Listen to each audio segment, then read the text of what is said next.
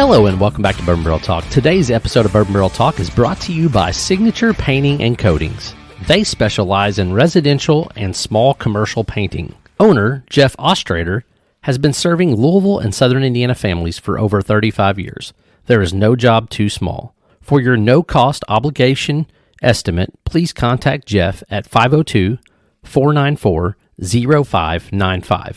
Signature Painting and Coatings. Hire a professional, not a painter. And we're back, but today we are on location. We are at Hotel Tango in Indianapolis, Indiana, and our special guest today is Mr. Travis Barnes, CEO and Chief Engineer of Bourbon. So how's it going, Travis? Great. Thanks, you guys, so much for having me. Right. Honored to be here. We're excited to be here. So we've been taking a tour, and we're getting ready to do a fantastic tasting, but we're super excited to be out here. And with us on the show, Matt stepped away, and then we got Nick in the house. What's up, Nick? Hey, not much. It was great being here. Thank you very much for the tour. Everything was really awesome on that tour. We Great. appreciate it. Yeah. Good deal. Always fun to show off our little distillery here. Yeah, it's like a campus across the entire city of Indianapolis, though. You're a little spread out. Yeah, we are. And hopefully 2023 is a year that we are able to consolidate into one location and be able to produce, fulfill, and store our bourbon barrels all under one roof. Well, that's exciting. So, Travis, for those folks out there who don't know much about Hotel Tango, the brand, those type of things, why don't you tell us a little bit, A, how you got started in the industry, and then B, a little bit more about the company, how did the name come up, those type of things. Sure. So Hotel Tango Whiskey, we're one of the first combat disabled veteran-owned distilleries in the United States. We started back in 2013 when we got our distilled spirit plant license. We opened our doors here in 2014, one location where we're really producing all of our spirits out of just one room here that we're sitting in. And shortly thereafter, we started distribution. We first started really with the U.S. military and the PX system, so AFES and MCX and NEX. That was kind of a proving ground for us to show distributors around the country that we were able to fulfill orders and move product. And from there, we started to distribute within the region, and now we're in a total of 25 states, so across the U.S. Gotcha. And you were a lawyer first, and then you got into the distilling game. Tell us a little bit about that. How did that happen? So after I got back from Iraq, I did 3 tours there. I came back home to Indiana, finished my undergrad, and then moved down to Indianapolis for law school. And that's where I met my wife and realized that I didn't want to be a lawyer. So through school, the Indiana legislature was passing for the first time since Prohibition the ability for artisan distilleries to produce and sell on site their own products. So we were one of the first 4 in the state to get our Indiana license to be able to distill and serve cocktails and sell bottles out of our location. Walking around the distillery and things like that, is that like normally where people come, congregate, visit, and check out things? I noticed there was a little side room there, or is that more just strictly production based? For now, this is kind of the phase 1 of our consolidation. Eventually, yes, we would like to have a complete experience where folks can come in, we can pull barrels, do individual barrel tastings, and buy bottles from that location. For now, the tasting room here at 702 Virginia is really the flagship of the company, where folks can come in, do a tour, get the history of the company, and then sample any one of our 9 products in a cocktail or on a flight. So being veteran-owned, first of all, thank you for your service. We appreciate that. How did that, I guess, transcend into running a bourbon business? Like, is there things that you took away from your military experience that you brought to this, to efficiencies or whatever that may be? Absolutely. We really have 4 core values in the company: discipline, spirit, straightforward, and gung-ho. And those are all lessons that I took from the military that transitioned into the business side of the company. And those are kind of the, not just words, but the ethos of how we talk to one another, treat one another, make our product, deal with distributors, retailers, the whole thing. And that really kind of creates a through line for everything that we do here at Hotel Tango. Gotcha. So bourbon or rye? What was your first love? You got into this because you had to have liked one of them. Absolutely. I would definitely say it's. I'm a weeded bourbon guy. I don't turn my nose up to anything. I think I like the saying that there's no such thing as bad whiskey, only better whiskey. So, Yeah.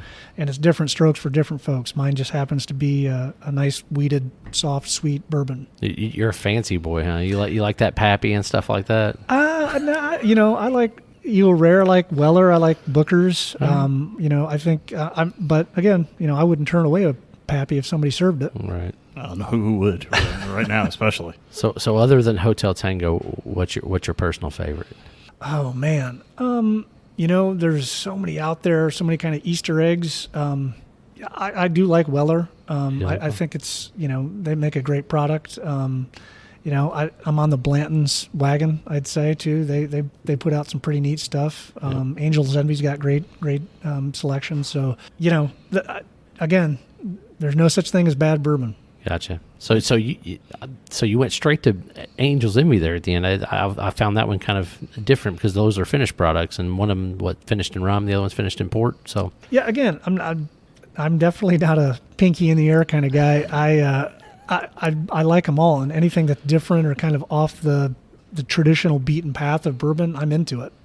I like the variety. let's go down that rabbit hole then. Let's talk a little bit more about that. So you've got some special finishing products that you're working on and things like that. And being in the great city of Indianapolis, I was telling you this when we were taking the tour. Two of my favorite breweries are here, Sun King, and I love Scarlet Lane. Are you guys doing any kind of collabs, or is anything like that in the near future showing up for you guys? Absolutely. We've done collabs with Sun King. We did a gin release with those guys a few years ago. And we've worked with several breweries, other breweries around the city, trading barrels really to finish products in. So we've done, across the street from us is Chili Water that we've done an Imperial Stout with some of our rum and some of our bourbon. But we've also got finished products in port barrels and sherry barrels and maple barrels right now aging. So yeah, any of those kind of fun one-off things that, they're not our core product lineup, but they are certainly neat little fun projects that we get to do to, keep the art part of bourbon going. Kind of speaking of art, I've noticed the unique shape of your bottles and also the information on the label. Is there any reason for the bottle shape? Any story behind it? Yeah, absolutely. We really wanted something that reflected our military roots. So the ready-to-drink portion of the label goes back to the ready-to-eat MREs that we had in the field. And then the bottle really is got a canteen shape to it. So it's easy to pass, easy to share, easy to grip, much like the canteens were that we used out in the field and overseas in Iraq and Afghanistan. Yeah, I like the rounded back. It does give you a nice grip hold. It's easy to get a hold of. So we're getting ready to start sipping on one of these. This is one of your bourbons. You said this is kind of the flagship, the starting one. Yeah, so this is our 4-grain. It's 67% corn, 15 rye, 12 wheat, and 5 barley. So 67, 15, 12, and 10? Yeah. All right. I want to make sure I heard that correctly. Oh, I can get that nice subtle sweetness that comes off of that nose. Yeah, so it's unique. It's a 4-grain. A lot of the bourbons out there right now are either a 3 or a blend of something. So this is a really unique, I think, among kind of the bourbons that are out there. And this will become eventually our 4 and our 6-year product. But for right now, it's 2-year, but I think it's pretty respectable and tasty. Is it just me, or are you getting a little citrus off this thing? I do get a little citrus on the nose, but I also get it's very, even though it's a lower rye at only 15%, it's got some of those traditional like spice rye notes on that nose too as well. Yep, absolutely. So, yeah, definitely get the citrus, a little bit of orange peel in there, but yeah. Yep. There's also there's a fruit in there I'm trying to pick up that's outside of that citrus note. Yeah, we did. I definitely get like a stone fruit, so almost a peach or apricot. Yeah, yeah. I wasn't sure if apricot was what was coming to my mind, but I was like, man, maybe I'm going crazy by saying that. Yeah, I wasn't sure if it was stone fruit or maybe some of that kind of like fleshy apple, subtle apple tastes in it. Absolutely, but yeah, this is 90 proof, and it's 2 years old, and very proud of it. Yeah, no, it's a good easy drinker, super mellow. So how many different blends of this 4-grain did you have to go through to find the right one for you guys? Because we all know 90% of the people out there love their typical 3-grain stuff and so forth. But, from us picking our last barrel pick, our Starlight one, if you remember, was a 4-grain in a light char barrel. We thought that had the best flavor profile for it, so I'm a fan of it. But what made you guys a fan of it? Well, we went through a lot of different mash bills to try to create something unique and different. And really, the 4-grain gives it a little bit, I would say, it's deeper. It's a little bit, it opens up a little bit better, I think. And it gives a little bit of variety of flavors. So you've got everything from the stone fruit to spice to caramel to leather. I think there's a little bit of all of that within the 4 grains. Yeah, I love it. I think I do get a lot of orange though. It's very citrus forward. Yeah, there's, like I said, the rye spice is giving off something that I've not been able to pinpoint yet. I'm inspired to make an old fashioned with it. That's all I'm telling you. It is delicious, and I'm inspired to make it's one. almost gin-esque in some capacity. Like, it's got a little bit of that spice that like comes off that gin basket. When you do something. Yeah. Do you do these in the smaller barrels? Or are they normal 53s or? So we do. All these are in 53s. Yeah, because I know sometimes, we're drinking this. It doesn't taste 2 years old. I mean, obviously, it's got a lot more complexity and character to it. Has more character for sure. And so sometimes when you have that 5-15, you get a little bit of extra age. I'm really excited to see what this looks like at a 4 or 5 or 6 year old. I think it's going to mellow out, and a lot of these flavors are really going to come. In fact, forward. Just show me where they are over there, and I'll let you guys know how they are. I don't know, Matt. Don't let Matt. I don't know if that's a good idea. That's bad. Bad idea. It's never a good idea. Always watch them. For sure. So the ready to drink, you said, was basically from like the art, what MRE. MREs, right? Yep. So I was trying to think. The worst part is both my brothers were in the military, and once they told me the stories when they got out of the military, I knew that was one route I did not want to take. So, like I told you, I really appreciate it because like that, it's not for everybody for sure. So, so it harkens back. I think that anybody that did serve, there's an immediate connection that they realize there's some sort of military part of within the brand, which on a shelf, this really does all the advertising for us. And so a lot of your brands, they give back as well, correct? Absolutely. So right now we have our 2-year-old is in a limited time offer bottle for red, white, and bourbon, which is we've partnered with the American Legion, their Be the One campaign. Which is to help fight veteran suicide, starting with addressing the stigma that comes along with asking for help. That we're really encouraging guys that first step is don't be afraid if you're having issues. Find a spouse, a friend, a military buddy that don't be afraid to reach out. We've all gone through tough times, and so I think that's great. Matter of fact, the barrel pick that Matt is referencing, that's where our money went, was to house veterans that had fell out of homes with VOA, Volunteers of America, and I guess we raised a little over $4,000, and we donated that for them to have beds, to make beds and things like that for the veteran organization down there in Southern Indiana. So near and dear to our heart. Like I said, both my brothers were military guys, and like I said, really appreciated that. They got to make you eat an MRE now. I know. I've eaten them. I just couldn't remember what it was called. I just went totally blank. So it's funny because the RTD is, within the alcohol industry, a lot of folks know it as the seltzers, right? Yeah. So getting the TTP approval on this was a little bit not challenging, but we had to do some explaining. Is that one, you don't need ready to drink. Yeah, you don't need anything else with this. It's ready to go right out of the bottle.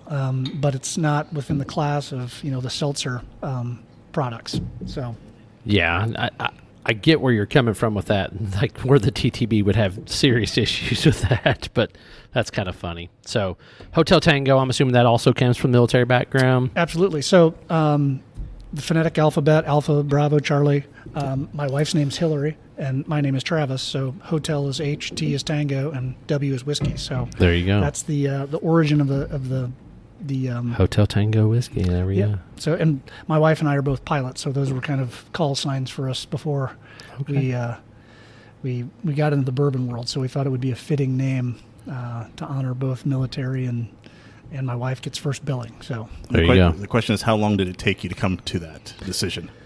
Man, it was one of those. We were actually on our honeymoon, and we were talking about, what if we pursued this this pipe dream, and it just kind of rolled off the tongue, Hotel Tango whiskey. So it really, we didn't put that much into it. It just felt right at the moment, and it kind of stuck. And again, it's one of those names that if you're within the military or service, firefighter, police, you kind of understand immediately that there's a little bit more to the name than just Hotel Tango. Right. So, yeah. Well, just reading the bottle, I mean, high standard issue. I mean, like, there's just certain things that come off, and immediately there's a military background behind it. So absolutely. yeah, it's just really unique. The time I got to spend with my brother when he was in Germany, at a Ramstein Air Base, like just the neat stuff that you'd see, in the military in the background and everything else. So, Yeah. really cool. Now, I hate to, I don't want to stray too far of it from the bottles, but I just noticed the back of the bottle, you're being extremely transparent, especially on this, the reserve. Mm-hmm. So I believe that's our Series 4 we're getting ready to taste right now. Oh. So this is a blend of two. One is from MGP, which is 99% corn, 1% barley, and then from another distillery that we got some barrels from over in Ohio, which is 75 corn, 15 wheat, 10% barley. Right. I'm assuming you have an NDA with them. That's why you don't. Actually, I don't even know if they're in business anymore. I believe really? we bought Okay. out all their barrels. Yeah. Gotcha. So Okay. again, this is really, we want to complement something that what we think our 2-year will eventually transition into. So Right. we want to keep the wheat in there, but also sweet, soft, and easily drinkable. Yep. But again, this is a 5-year-old and a 6-year-old product that we blended. That really, this is our fourth in our series of reserve bourbon. So this is technically a 3-grain, though. Technically, Gotcha. yes. So it is, in my opinion, very easily drinkable and very sweet, right on the nose. So Yeah, nice tobacco, a little bit of leather. Yeah, I'm getting a lot of that just on the nose, kind of like dark tobacco, leather.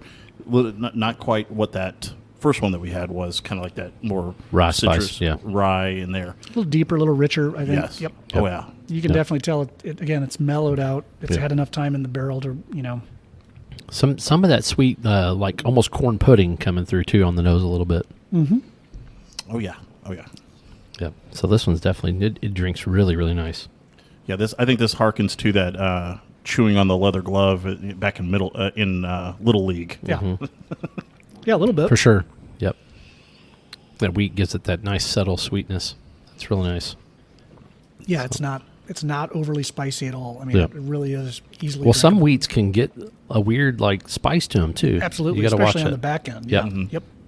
For sure. So I really enjoy these. So when you look at the mash bill and the thought process, is it because of your heart for wheat? Is that why you kind of are staying more in that 4-grain process? I'm my heart's in taste and Right. what is a pleasant experience. I think that's more important than dissecting down to 1 or 2% of one grain or the other. It's really about what finishes well, what goes in a glass well, can open up after it's been poured and is good to everybody. I mean, that's kind of how we do it around here. Is Yeah. we all take a different blend and try it, and everybody gives their opinion on what they think, and majority wins most of the time. Well, that's So- nice. So on these as well, whenever you're looking at your mash bills, you also have that secondary of what type of char you're putting in your barrel. Yep. Or what the barrel char is and what level. How much does that factor in as well whenever you try to pair up your mash bill to a char level? So most of our stuff will be it's either a 3 or a 4. And again, it's not necessarily dictated by that. It's dictated by what comes out of that char. And, every barrel is a little bit different, right? Depending on how long it's been in the barrel, where it was at in the rickhouse, how much time it sat in that particular spot. All of those environmental Mother Nature things can have a pretty impactful effect on what actually comes out of the barrel. So yeah, it's really dictated by how good the juice is out of that barrel.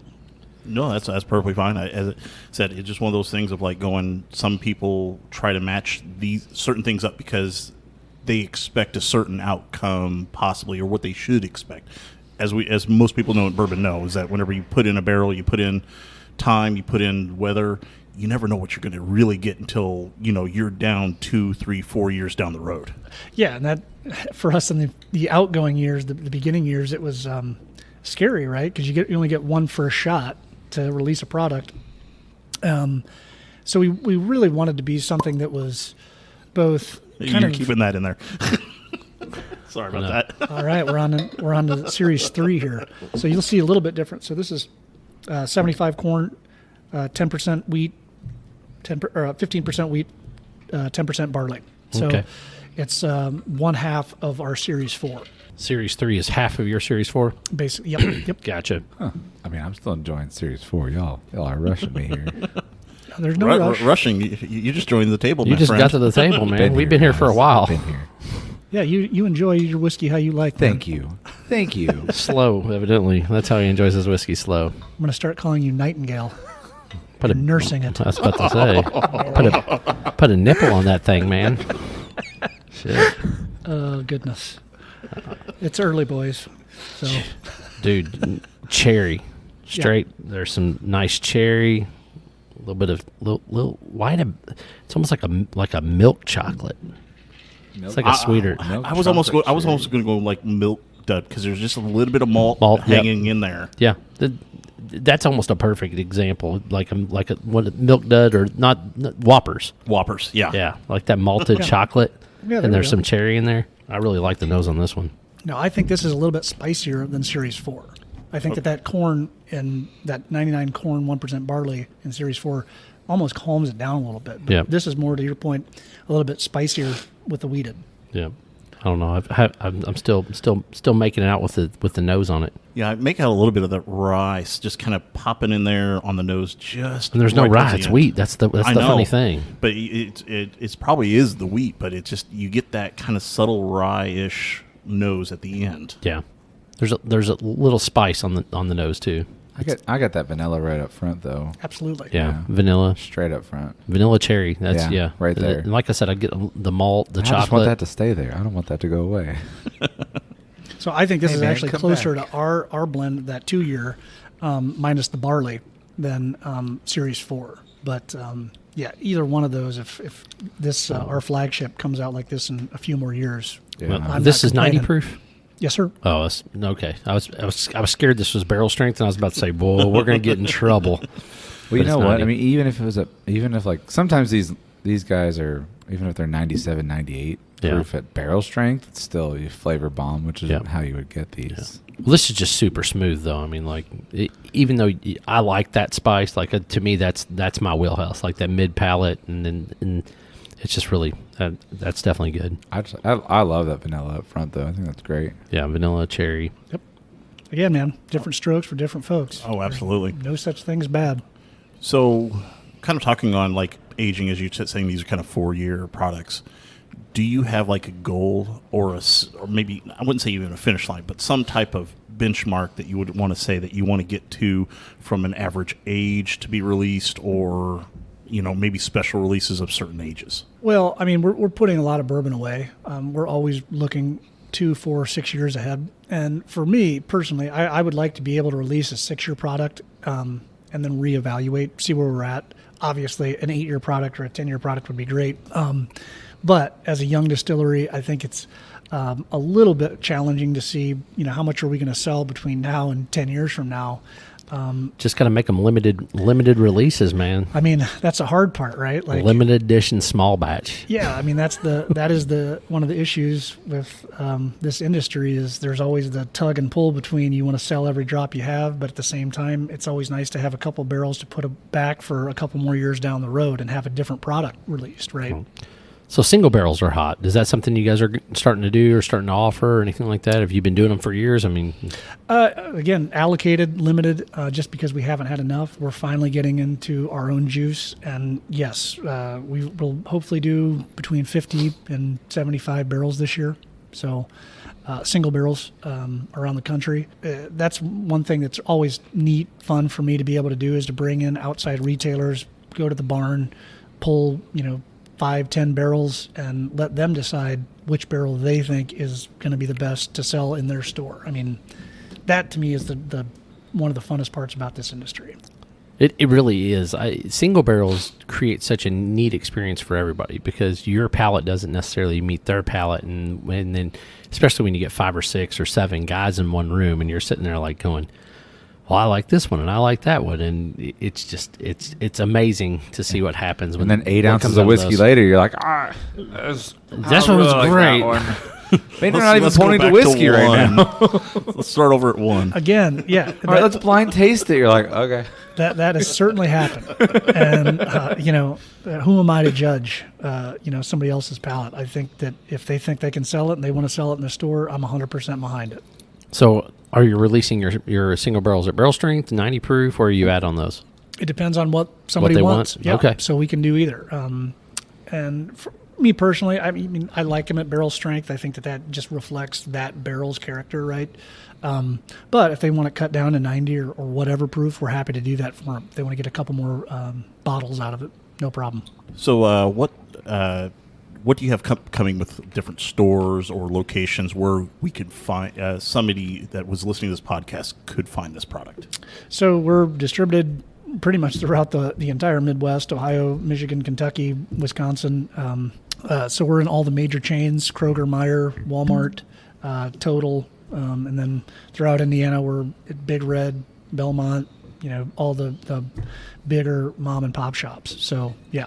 Yeah, I imagine that. And then you said you also put out through all of local bases for the military.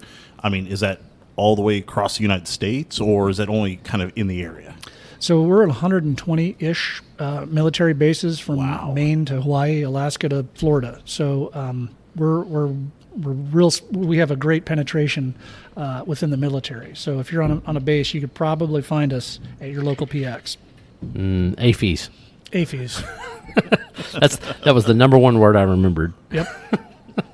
So next I dropped in, it looks like this is the rye whiskey, 2 years old. Yes, sir. Yep. And this is... Oh, yeah. My bad. I picked up the wrong one. I was about to say, that didn't say anything about rye. So this one says it is 2 years aged straight rye. I believe that's MGP that we got. I love it says Sazerac ready. That's funny. Yeah.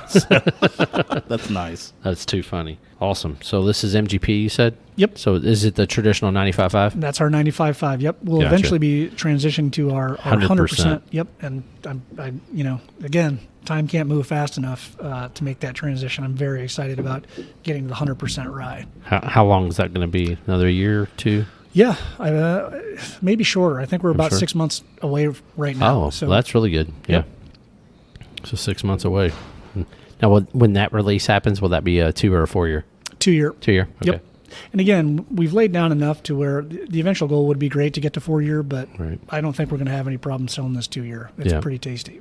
So that's the funny thing. So to me, it's almost weird. Rye doesn't need the same amount of time that corn does to age and to get some flavor notes and things like that. And I think it's because I like the spice. So even a young rye can sometimes be really, really good. Oh, I 100% agree. For me, it's the time in the barrel lets it mellow out a little bit. And again, I'm a wheated guy, so I like a little bit softer.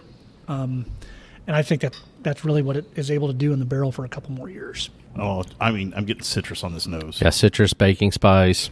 It's got a little hint of like cardamom. That's what I was about to say. Cardamom was kind of sneaking in there a little bit. Yep. But that orange peel. I mean, this is the second thing I think I could probably put into an old fashioned. I was about to say this would kill it in an old fashioned for sure. Oh yeah. Speaking of Matt, chop, old fashions.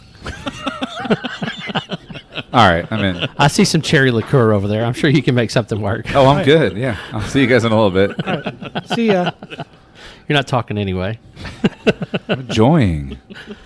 I know. I can Is hear this you one over of the first? slurping. Is this one of the first times Matt's been speechless? Yes, Just happy. 100%. He's working. That's He's what not the real working. problem is. I He's just working. enjoy I saw him this. on his phone over there. That or he's Facebooking. Yes, that's exactly what I'm doing right now. So, weeded guy, like to drink. Trying to think of Guilty. outside cocktails. What do you have a favorite? Bourbon. I'm definitely. I love a great old fashioned. But in our tasting room, if if you asked anybody, it's a gin Bravo. So gin, blackberry, basil, and some green tea simple syrup. And that is one of my favorite, especially Wow. right now, springtime. It's All right. Just- After the show, you're going to have to make me one of those. yes, That sir. sounds interesting. I don't like gin typically, but when you said the other things mixed with it, I'm like, okay, I'm at least picking up what you're putting down at this point. It's yeah. You will like it. I guarantee it. You'll ask for another. So let's talk a little bit more about some of your other spirits, because we're not just bourbon. Even though we're called Bourbon Barrel Talk, we like to talk about, different things that are out there. So tell us about your other lines. You have gin, you have vodka, and then you have a set of liqueurs. So first of all, what are your unique blend for your gin recipe? So we have 5 Botanicals? botanicals. Obviously, juniper, coriander, orange peel, lemon peel, and all star anise. Okay. I was about So to say, nothing I crazy. was wondering about that anise. Nothing I was crazy. going I was about to say. And I would categorize it as an American style gin, so it's a little bit citrus forward. It's not overpowering on the juniper, so it's not like you're drinking a Christmas tree, but it's also not like some of the other Right. gins out there that are heavily to one particular botanical. I think ours is a very even blended, smooth, and light. Which again, I think that what the feedback I've heard is it's great for somebody who loves gin, and it's great for somebody who has either never had gin or is a little bit intimidated by it, that is a little bit scared of So like I said, I don't like gin, but like every now and then I will find one that I'm like, oh, all right, now let's rock and roll. So I'm excited to try that for sure. we'll have to give it a whirl. Oh, All right. absolutely. Because similar to Scott, it's one of those things of like, you got in the horror stories of the pine forest taste and aftermath in the mouth, and it's off-putting to me. But there's been a number of gins that somebody said, hey, does not have this. Give it a try. Right. And it's turned out actually pretty good. Absolutely. I'm very proud of our gin. I think we do it very nice. It's not so kind of funky and out there that, it's pretty right down the middle of what you expect from a gin. And that Nice. 2-year rye, man, I'll tell you, it's good. I can't wait for those things to turn, 4, 5, 6 years old. Time can't move fast enough sometimes. Yeah, I think we've talked on the podcast before of wanting to have a sample of or be able to try that 100 rye, because not very many people have really produced that. Right. It's very unique. Well, they say it's just really hard to get the yeast and everything to do properly without having a little bit of, barley in there. So Well, we never shy away from a challenge. So There you go. another military background issue there. So limoncello, orangecello, cherry liqueur, and then what we're about to try, which is the schmallow. Mellow. Schmallow. So for all you bourbon traditionalists out there, this might be a sin. But no, it's a bourbon flavored with natural and artificial flavoring to create a toasted marshmallow bourbon. Schmallow. So we're going to have one third of the, what is that called on the campfire? S'more? S'more. S'more. 1/3 of the s'more. Yeah, so this was really born out of our tasting room that we created as an infusion product to make a s'more old fashioned. And all the feedback we got from customers was, man, you should bottle this and sell it. So we came up with a formula, and we did. I was about to say, what's the bourbon mix on this? It's bourbon. Is man. it is Let it go. is it the wheat or is it? Yes, it is a weeded. Okay, I get that kind of charcoal campfire on the nose. a little bit, but man, it's sweet. I mean, I can tell just off the nose. This is like sugar. This is sweet marshmallow for sure. I mean, it tastes like a toasted marshmallow, or it smells like a toasted marshmallow Yeah. right off the nose. Yeah, it smells like Like, and it's not. It's come from that dark roast. It's like, if you've ever put a marshmallow over a campfire, Yep. you let it catch fire, starts flaming up, Got a little bit of the toast. Yep. bring that it char. up, blow it off, and then just pop it in the mouth, and it's that's what that nose exactly smells like. It's definitely not overpowering for sure. Yeah. But it is on the sweeter side. Yeah. Can't deny that. So what's the proof on this? I believe this is 70. 70 proof? 60. 60. Excuse me. Even lower. 60. 30%. And that is unique for sure. The AC just kicked on. That or the heat. Oh yeah, sweet, very sweet, and you still get that kind of toasted marshmallow all the way through from the front to the back of the palate. Yep. And Oh, it just yeah. lingers. Just that sweetness kind of lingers like mid to late there. Oh, yeah. I'll tell you what, you could make that into about 30 different cocktails. I can think right off the top of the head. Yeah. Oh yeah, I mean, I would think if you use this old fashioned and then you actually instead of a cherry you top it with a marshmallow and you just take a butane torch to that marshmallow, and then You looking for a job? You could always use another creative bartender. I say That'd be yeah. a long drive for a part-time Yeah. job. Yeah, Yeah, but it would be a fun part-time job. It would be a great part-time certainly job. would. Listen, anytime you can have fun with liquor, it's fun and it's good. Man, that is so. It's so just- campfire. It is. It is so like it's so camp. Do you ever serve it with a s'mores? Like, Yeah. Graham cracker crust and a marshmallow garnish. Absolutely. Oh, my The God. Toasted. Yeah, yeah. You're like, You yeah, nailed we it. do that. Duh. Man, that's unreal. That is so sweet, so good. And the thing is that I'm just like Put it in your coffee. somewhere in there. I am just getting like this tiny hint of chocolate. Yeah. I'm not really getting any graham, and I like where you're doing that graham addition to that glass. But yours is like that subtle, just kind of hidden back there, but it's there. Yep. For sure. Absolutely. Yeah. That is, man. This I could give this to my wife. My wife would drink this. She doesn't drink bourbon. I've been trying so hard. It really is a great introduction to folks that are intimidated by bourbon or never, are just afraid to drink it. That this is a great kind of doorstep into, dipping your toe in the water with bourbon. And hopefully, you can progress. And just like with any, wine or beer, this gets somebody that might have been that would otherwise not want to taste a bourbon. This gets them in the door. Oh, definitely would get somebody in the door. So Getting them out, that's the problem. on the bottle it says unofficial series. Is this going to be something that's going to become an official series at some point in the way if it sells well? So really, that's kind of a play on our so these are the official series, and then Okay. the little cat there with the marshmallow is our unofficial guy. So this is kind of that playful side of Okay. Hotel Tango that still part of our series, but just the Where's my boy unofficial- Freddie? Oh, Freddie Percury, our cat. He's around here Freddie stalking. Percury. That's the greatest name ever. Really is. He's around here somewhere. He's It's watching funny. us. Distilleries have a cat most of the time. Every now and then you'll run into somebody that's got a dog, and it's always the best dog too. Like just run around, things like that. I don't Freddie think Percury I've is seen very a sweet. distillery with a dog in a long Oh, there's a time. few. That's I know, but there. like Yeah. most Usually- most of them are. Yeah, cats. Yeah. Keep them around. Protection. Yep. Well, keep the mice away. I from know. them.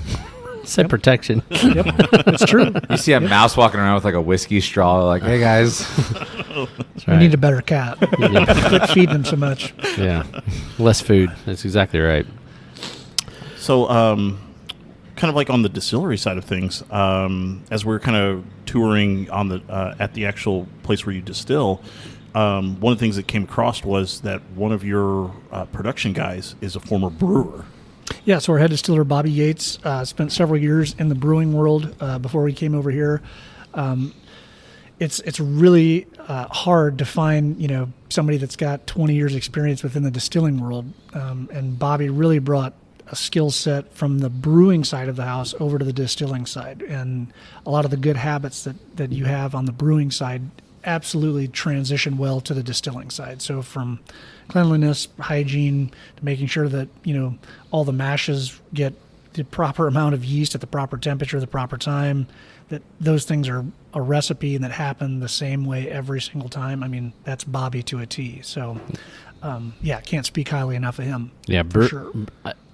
I'm surprised we're not seeing more of it than what we are, but I think it's because of what you said. I think people are finding some people that are not in the brewery world, but like the ones that are. I mean, I think they're making some of the best whiskey because I think making a good beer is the step of making good bourbon. you Yeah, know? I mean, bourbon's just taking beer one step further. Exactly. Really. So, and you're 100% right. I just think that finding the right person that understands that is easier said than done. And I think we found a unicorn Yep. with him. No, Yeah. for sure. He's doing a good job for sure. He's doing a great job.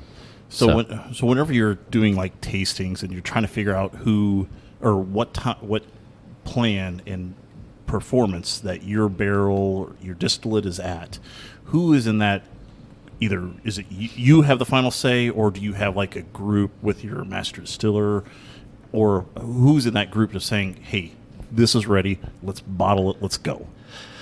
It's really a diverse group. So it's some of our distillers, it's myself, it's folks from our ops team, from our CFOs in the room. So, I mean, we want everyone from aficionados to novices that all have, an equal say. But at the end of the day, I think that, we've never really had a fight within that room, right? It always generally comes out to the same opinion no matter what. So, luckily, from our past to now, we've had some discrepancies, but for the most part, I would say we all fall within that same 10 percentile of what we think. Is it ready yet? Is it not ready yet? Does it need more time in the barrel to sit? That kind of thing. Right. So then it becomes kind of a democracy. Then we taste it and you're like, oh, this is great. Right. And honestly, at the end of the day, the consumers give us the most direct feedback. I mean, this is about the best R&D lab, this tasting room we could ask for, because when customers get in here and they actually taste it, I mean, they don't hold back, which is good. We want honest feedback. Consumers don't hold back on their personal opinions on how they feel about things? No. And honestly, I wouldn't want it any other way, because before we'll ever take anything out into the distribution market, it's got to pass the high bar here. So, I mean, that's, from all of these products that are sitting out that we've tasted today, started here before we release them out into the general market. That's interesting. I love that idea, though. Yeah. I mean, really, you're getting a small sample of what the masses might think whenever you're bringing something into a tasting room or a tasting bar. But when you see someone's first reaction for drinking something, that says 1,000 words right there. 100%. You're going to know right away whether or not they're lying. So true. Yeah, Travis, this is great. Yeah, this is great stuff. No, they wouldn't say that. Not everybody's blowing something up the butt. Yeah. Right. So what's the 5-year plan? Well, the 5-year plan, I would say, is to hone in, consolidate, make sure that we are growing responsibly, that we're putting enough barrels away for growth, and innovating between aging products and cool, fun, funky barrels to consistency of our existing portfolio. I mean, that's really, the long game is quality, consistency, and making sure we have enough juice to grow for 5-10 years. Yeah. Gotcha. Well, that's cool. So if people want to come out, hang out with Hotel Tango, and they want to come to the tasting room, tasting bar, if they want to do a tour, tasting, whatever, how does that look like? How do they find you? So you can go to our website, hoteltangowhiskey.com. We're located in downtown Indianapolis, 702 Virginia. Those are probably the two easiest ways to come check us out. We're on social media. We're on Instagram, Facebook. So check us out on all those. Follow us. But yeah, we're around. You're a stone's throw from Lucas Oil Stadium. You can park here and walk over. That's right. So there you go. So you can come pregame here, pregame at Hotel Tango, and walk over to the. Well, never mind. Move your car after you pregame. You can pregame and postgame here. Just don't drive home. Yeah, so, there you go. That's the best. Yeah. Always remember to drink responsibly. Absolutely. That's our Freddie Mercury will like drink to with discipline. That's what Freddie Mercury will snuggle with you, right? Oh, he certainly will. There's no doubt. So, well, good deal. Thank you so much for coming on the show. This is our episode of Bourbon Barrel Talk. To find us, you can find us on Instagram, Facebook, the Twitter. You can also email us any questions at bourbonbarreltalk@gmail.com. If they want to contact you, Travis, how would they contact you? Travis at hoteltangowhiskey.com. That's us signing off from Hotel Tango Whiskey. This is Scott, Travis, Matt, and Nick signing off. Peace out. Peace.